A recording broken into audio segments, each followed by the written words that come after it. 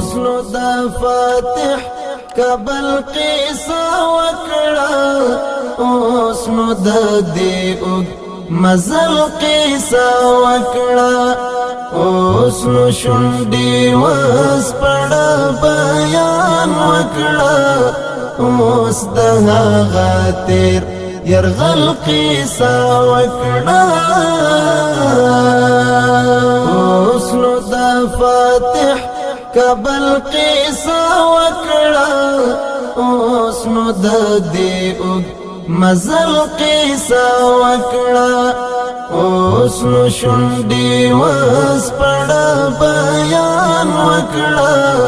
اوس د هغه تیر يرغل قصه وکړه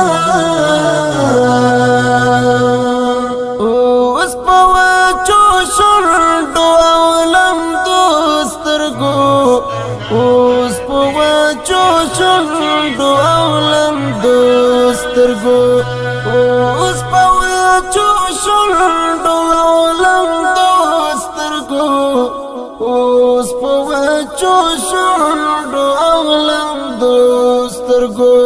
اوس د کباب شوی ګل قصه وکړه اوس د هغه تیر يرغل قصه وکړه اوس نو د فاتح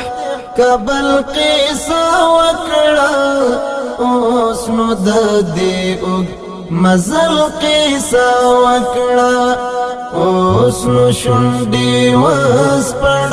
بیان وکړه اوس د هغه تیر يرغل قصه وکړه اوس نو د مولا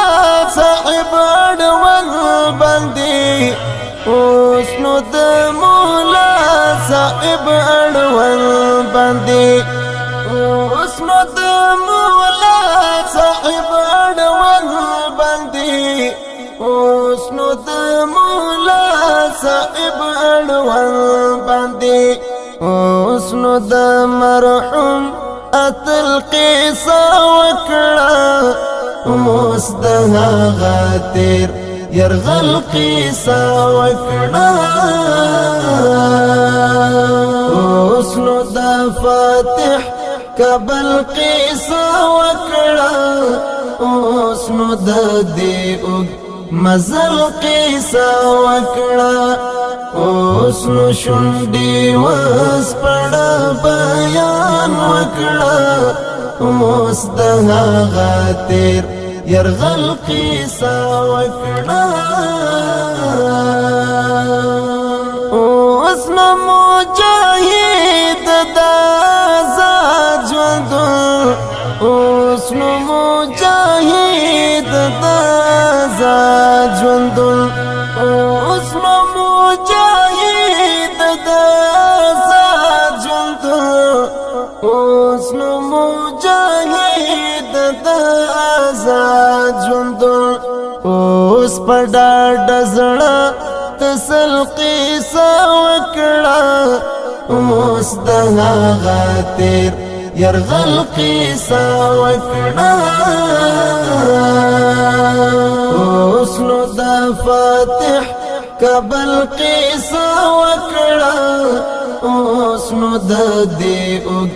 مزل قصه وکړه اوس نو شونډې وسپړ بیان وکړه اوس د هغه تیر يرغل قصه وکړه اوس و مهاجر ته په بیغام زړه اوس و مهاجر ته په بیغام زړه اوس و مهاجر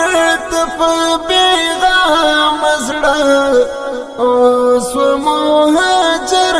ته په بیغام زړه اوس ورته د خپل غزل قصه وکړه اوس د هغه تیر يرغل قصه وکړه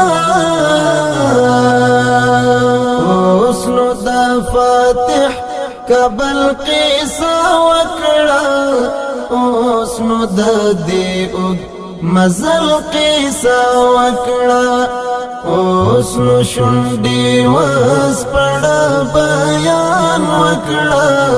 اوس د هغه تیر يرغل قیسا وکړه اوس نو دا فاتح کبل قیسا وکړه اوس نو د دې مزل قیسا وکړه